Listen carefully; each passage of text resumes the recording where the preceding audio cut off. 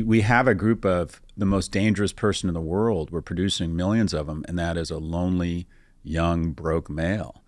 And just bridging into AI, I think the biggest danger in AI, that people are worried about it becoming sentient. I don't buy any of that. Or super weapons. I think that's a problem, but we've managed through those things, bioweapons, et cetera, before. I think the biggest problem that AI presents is that big tech presents a series of low-calorie, low-risk entry points into what feels like a reasonable facsimile of a relationship. I think I'm making friends online. No, but you're not really experiencing friendship. I think I'm in a relationship with somebody. Well, are you really? I'm learning. No, you're not. You're gambling on Coinbase or Robinhood.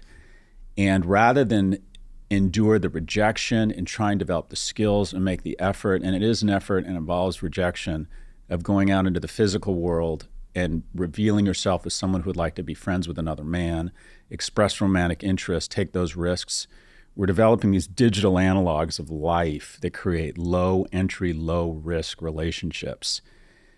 And you think, well, that's not necessarily a bad thing, but it is, because it leads to depression. Because the reason why romantic comedies are 2 hours and not 20 minutes is that life is about the victory of taking risks, enduring rejection, and having a small business that works. About approaching someone and getting the interview, cold emailing someone and getting a coffee, and quite frankly, pursuing someone and developing the skills and deciding to put on a clean shirt and maybe shower more often and maybe hit the gym every once in a while and maybe text when you're not sure how this person feels about you, and figure out a way to interact with someone around the nuance and develop the skills around human sexuality such that you can develop a relationship. That is the victory. That's the payoff after the 2 hours. And fewer men are engaging in those risks and that victory. And I think that AI, in combination with sex bots, is going to create an industry where men start having relationships with algorithms and dolls. Supposedly the sex bot industry is going to be bigger than the domestic box office receipts of all movie theaters in the US within 5 to 6 years.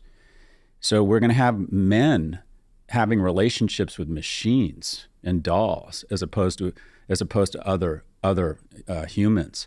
And I think it creates a level of depression.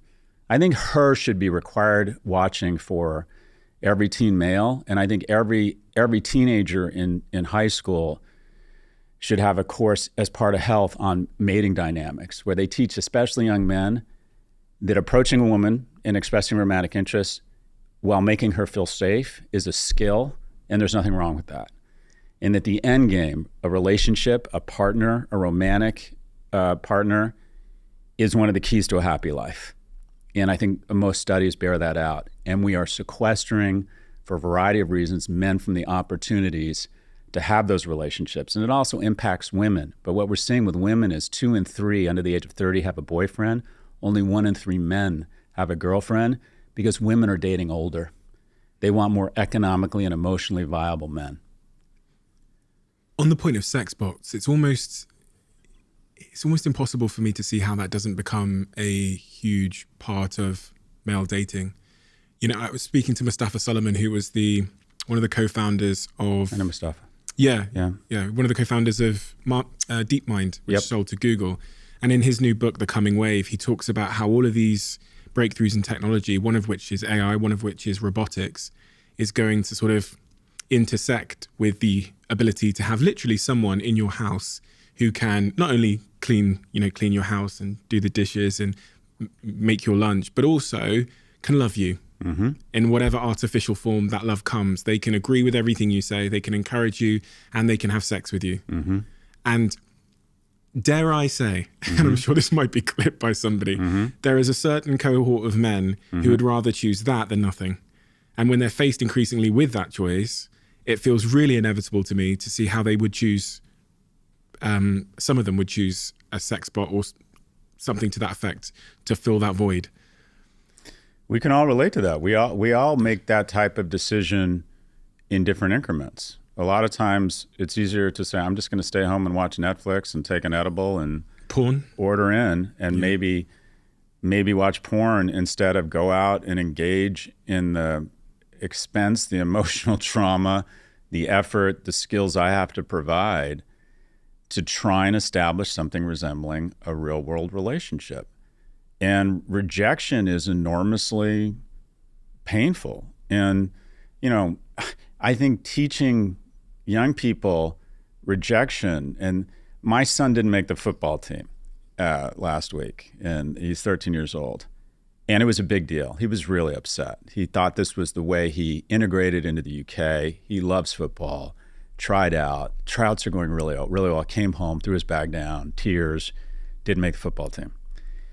And of course, his mother's totally freaked out. What do we do? And I'm like, this is an awful day for all of us, and it's a great day for him, because this is what's going to happen. He's going to wake up tomorrow and he's going to realize he's fine.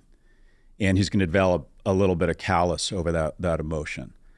And I think you're an entrepreneur, and I've been an entrepreneur my whole life. I was single most of my adult life. I don't know your relationship status, but if you're an entrepreneur and you're single, you're used to enduring rejection. And that is the key to success. That's the absolute key, because the only thing you know that has happened in someone who's very successful professionally and personally is they have developed the skills to endure rejection. That's just it. No one bats 1,000. You approach strange women in a strange place. Most of the time, it's going to be awkward, and sometimes it's going to be humiliating because you're going to get rejected. You want to start a business. You keep asking people for money. You keep asking employees to join you. You keep asking for customers and clients, and the only thing I can guarantee you is a shit ton of rejection. The ability to endure that rejection is absolutely the key to success. More so than talent, more so than I wouldn't say hard work. I'd say grit is right up there. But your ability to endure rejection is if you want to punch above your weight class economically or romantically, then get out a spoon and get ready to eat shit. That is a prerequisite to that kind of success. And technology is enabling people to say, well, why subject yourself to that risk? You can engage in something that feels sort of similar without any risk at all. And over the long term, it's just such a bad trade. I mean, you were talking about porn. Porn is the largest unsupervised experiment on young men that we've ever had. And it's largely unsupervised because there isn't a lot of academic research on it, because most academics don't want to be known as the porn professor. So there really is a lack of research around it. And when I coach young men, the first thing I do, kind of my go-to, is I get their phone, I look at screen time. I'm like, okay, let's think of what do you have as a young person? You have a lack of financial capital, but you have a lot of human capital. And that's really important, time. So we're going to think about your time as money, and we're going to decide how we're going to invest it. Let's look at your current portfolio of investments. And I ask them to unlock their phone, and I say, I won't be judgmental. In between Twitter, TikTok, porn, Coinbase, it's so easy to find a minimum of 10 and sometimes up to 50 hours a week. And we're going to reallocate it. And we're going to reallocate it to other things.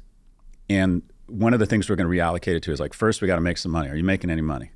You got to make some. I don't care if it's flipping on an Uber app. I don't care if it's becoming an Instacart, a Dasher. The best way to make a lot of money is to start making a little bit, because you start developing the skills and the hunger for more money.